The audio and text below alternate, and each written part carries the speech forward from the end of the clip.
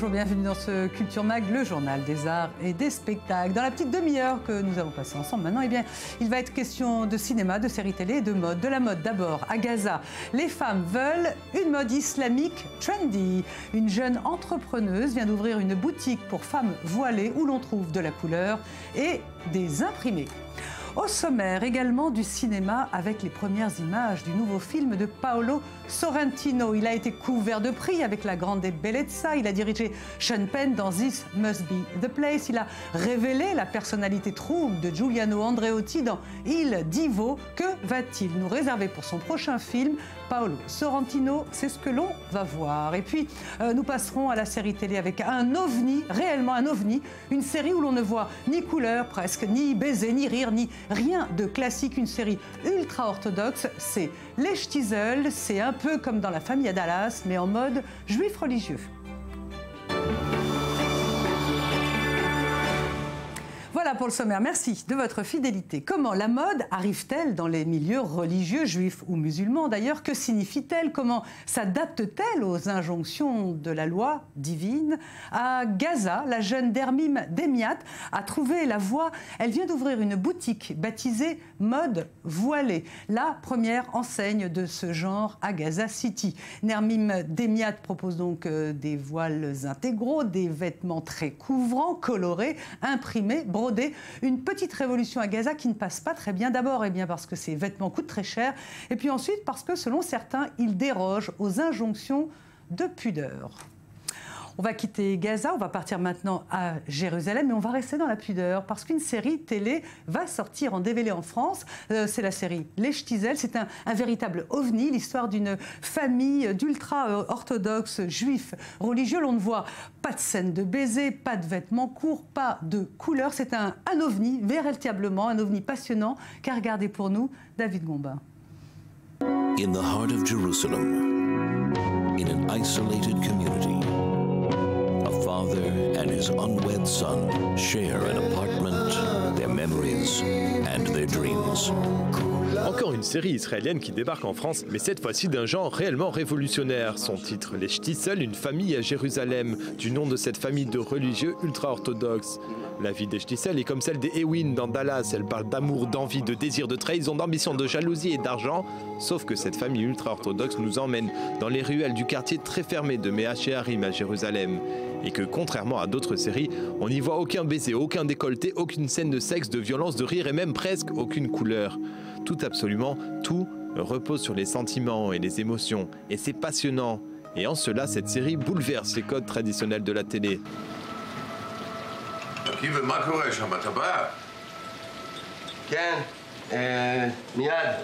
Ce qui prédomine dans cette série, c'est surtout l'amour impossible, celui d'Akira, célibataire, et d'Elisheva, 2 fois veuve. Akiva vit avec Sholem, le père surpuissant.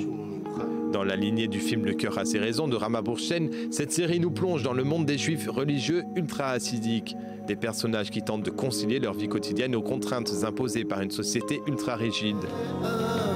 חיכיתי לי, אני מצטערת.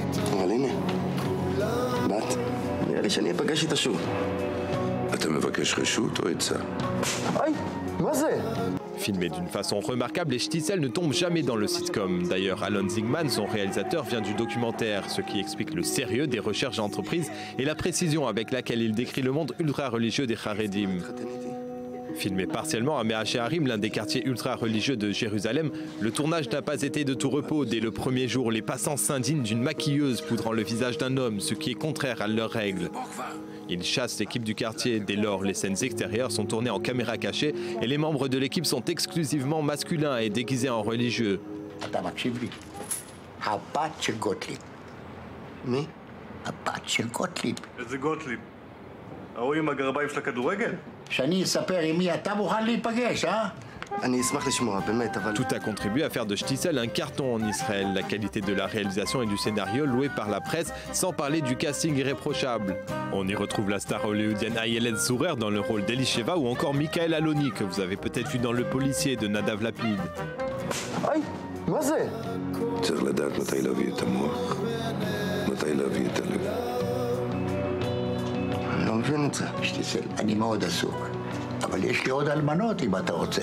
Alors que les téléspectateurs israéliens sont sur le point de découvrir la deuxième saison, le public français va pouvoir se jeter sur cette série des Shtisel que le New York Times a comparée à Downton Abbey. Alors, à vos commandes.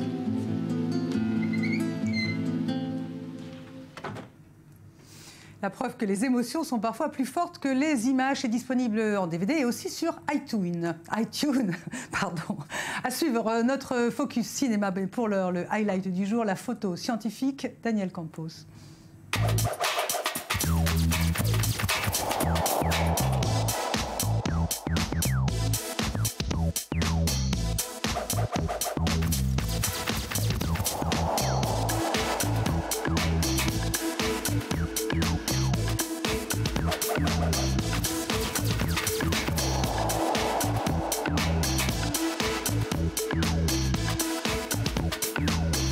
Révélation, une rétrospective de la photographie scientifique. La sélection exposée, unique en son genre, affirme que l'histoire de la photo a toujours été traitée au travers du prisme de l'histoire de l'art. Et cela à partir du moment où les chercheurs ont réalisé que la photo non seulement reproduisait le champ de vision, mais également l'élargissait. Grossissement au microscope, rétrécissement au télescope, ralentissement, vision séquentielle, saisir les rayons au-delà du spectre du visible. Voilà en somme ce que vous propose cette exposition. Au programme aussi un espace média où sont présentées des pièces provenant du fond permanent et tout cela dans une seule optique. Démontrer que l'histoire de la photo n'est pas nécessairement liée à l'histoire de l'art.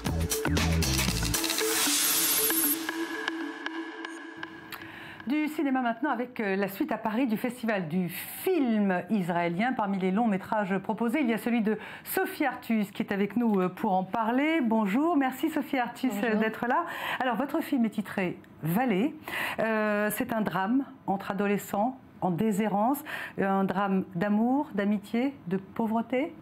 Oui, c'est un drame sur un fond social. Ça a été traduit Vallée en français, c'est en fait Emek en hébreu. Le film a été tourné dans le nord d'Israël, dans une petite ville qui s'appelle Migdal HaEmek, la tour de la vallée. Et de là vient le titre, en fait. Alors, je disais justement, c'est un film dur, difficile. Pourquoi, Sophie, avez-vous choisi ce côté-là d'Israël pour votre premier film ? Alors en fait, moi quand je suis arrivée en Israël, il y a presque 20 ans en fait, j'ai enseigné. J'étais prof de biologie et j'ai enseigné dans une école assez difficile. Et tout d'un coup, je me suis retrouvée plongée dans la société israélienne qu'on ne connaît pas a priori. J'avais étudié 2-3 ans à l'université, vraiment... Quand vous dites on ne connaît pas, c'est-à-dire que quand on sort de Tel Aviv ou de Jérusalem, c'est ça, une société israélienne autre. Autre, et qui en fait, c'est toute la périphérie et c'est finalement la majorité d'Israël. Et là, j'ai été confrontée donc à des élèves, à des jeunes qui avaient une vie assez difficile, qui avaient beaucoup de difficultés au niveau social. Ils ne sont pas à la marge, mais ils sont un peu à la limite de la délinquance quand même, certains. Ah oui, tout à fait. Oui, ils sont... Tout à fait. Alors, Sophie, ce film fait penser un peu à cette nouvelle école israélienne néo-réaliste. Ça me fait penser à un film qu'on a traité ici, Youth, de Tom Chouval ou de Nadav Lapid. En réalité, cette école qui montre les problèmes sociaux d'Israël et non pas, finalement, le conflit ou les relations avec les voisins arabes, c'est quelque chose qui est important pour vous et qui vient de votre expérience. Oui, tout à fait, qui est important et qui est vital. C'est-à-dire l'aspect social d'Israël qui est souvent mis en second lieu par rapport à la politique, à la situation militaire. C'est finalement au jour le jour, c'est nous, Israéliens, ce que nous vivons et les réalités auxquelles nous sommes confrontés. Pas seulement... ça fait partie, tout est inclus en fait. C'est un autre aspect. Le social, l'éducation qui était d'ailleurs au cœur... Et moi, c'est ce qui me tient à cœur, c'est le social. En tant qu'ex-professeur. En tant que femme, en tant que mère, en tant qu'ex-professeur, en tant que cinéaste, c'est un aspect que je trouve qu'il faut vraiment essayer de renforcer en Israël. Alors Sophie, je disais que donc ce film, votre film, premier film, Vallée, c'est l'histoire dans le fond de deux garçons, un obèse à la limite de la délinquance, mère totalement absente, et un autre garçon dont la mère est également absente parce qu'elle s'est suicidée, qui lui est plus sensible, plus cultivé. Est-ce qu'il y a une symbolique à travers ces deux portraits d'hommes en Israël, de jeunes hommes? Alors, une symbolique, peut-être, bon, moi, ce qui était important, Et c'est pour ça que j'ai choisi de parler de ces deux figures un peu différentes socialement aussi. C'est qu'on s'imagine que quand quelqu'un a des problèmes, les difficultés qu'a ce Josh, donc Josh est le gros voilà, qui vient d'un milieu plus difficile, etc. On s'imagine que finalement ceux qui subissent les conséquences de ces difficultés, c'est essentiellement les autres. Mais non, moi ce que je voulais dire, ça nous concerne tous. Et c'est pour ça que finalement il y a un retournement dans l'histoire. Et puis ce jeune qui vient lui d'un milieu effectivement plus éduqué, qui est plus en retrait, etc.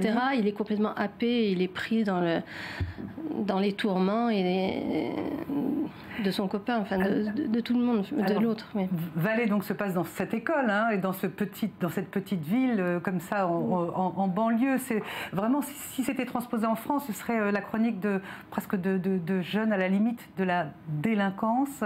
En quoi c'est important, Sophie, de montrer ce film-là à Paris aux Français? Ça change un peu des films israéliens qu'ils ont l'habitude de voir ou qu'ils attendent. Oui, et ça change aussi même en Israël. C'est-à-dire, c'est un autre aspect. C'est un autre aspect d'Israël et je pense qu'il ne faut pas ni se le cacher, mais au contraire, il faut le découvrir et puis essayer de comprendre un peu ses règles et ça donne une vision plus large aussi d'Israël. Vous avez un peu peur de la réaction du public français? Alors moi, je suis très contente d'abord d'être là-bas pour des raisons évidentes, c'est que... je viens de France quand même, c'est-à-dire il y aura une partie... Oui, il faut raconter aussi, il faut savoir que vous avez fait, vous êtes venu en Israël il y a plus de 10 ans maintenant. Non, presque 20 ans en fait. 20 ans. Voilà. Presque 20 ans. C'est important pour vous de montrer... Oui, tout à fait, c'est important. Bon, c'est un film israélien en hébreu, c'est-à-dire il y a rien de français qui a été financé par le Keren HaKolnoa. Bon. Mais ça me fait quelque chose. Ça me fait quelque chose qu'à Paris, on voit que mon film soit projeté au festival de Charlie Zrien. Voilà, festival du film israélien de Paris. Qui avait repéré mon film au festival de Haïfa. Où il a gagné des prix d'ailleurs. Oui, où il a gagné 2 prix, donc le prix du meilleur premier film et le prix du meilleur acteur pour ce jeune acteur qui, à l'époque, quand il a tourné, avait 19 ans. Donc c'est un prix de Josh, celui de qui Josh Navetsur. Voilà. Qui joue très bien. Ouais. Merci beaucoup, Sophie Artus. Et puis longue vie à Valais, qui sera probablement distribué en France ensuite. J'espère. Merci. Merci beaucoup. Là, c'est une interview qui a été enregistrée avant ce journal. On reste dans le cinéma avec vous, Laetitia Loreni, Madame Cinéma de notre chaîne. Alors, les premières images du prochain Sorrentino, Paolo Sorrentino, arrivent et vous les avez. Voilà, on change complètement de registre. Ça s'appelle La Giovenezza, donc la jeunesse. On n'est pas tout à fait dans le Il Divo ou encore dans This Must Be the Place, mais on retrouve une touche des conséquences de l'amour et surtout l'ultra-esthétisme de la grande bellezza qui lui a valu l'Oscar l'année dernière, aperçu d'une bande-annonce mystérieuse à souhait. Just your love, just your anointing oils, just your face, just your voice, and my soul. And my fingers, and my beloved. C'est esthétisant. Oui, c'est sublime. Voilà, donc premières images où on entend le son du titre Just, composé par David Lang. Donc la Giovenezza, la jeunesse, donc on l'a vu, réunit un casting d'exception. On a vu Rachel Weisz, Michael Caine, Jane Fonda, Paul Dano et Harvey Keitel.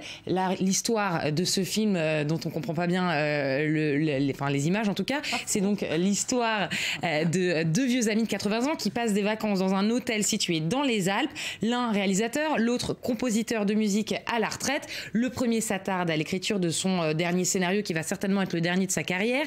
Quant au second, quelqu'un le presse pour entendre ses dernières compositions et le voir diriger à nouveau un orchestre. Et puis pendant ce temps-là, jeunesse se passe. Donc voilà la Giovenezza de Paolo Sorrentino qui va certainement, en tout cas les rumeurs le disent, être présent dans la sélection du prochain Festival de Cannes. Alors justement, ce 68e Festival festival aura lieu donc en mai, vers le 13 mai. On a la sélection officielle quand? Eh bien, alors, cette sélection officielle, on va la prendre jeudi, donc on en parlera bien évidemment ici sur i24. Mais on sait déjà depuis hier quel est le film qui ouvrira justement ce festival le 13 mai prochain. Il s'agit bien d'un film français. Ça s'appelle La tête haute. C'est de Emmanuel Berceau, pardon. Emmanuel Dezel, avec Catherine Deneuve, Sarah Forestier et Benoît Magimel. C'est la première fois depuis 1987 que c'est une femme qui ouvrira, une femme réalisatrice qui ouvrira le festival.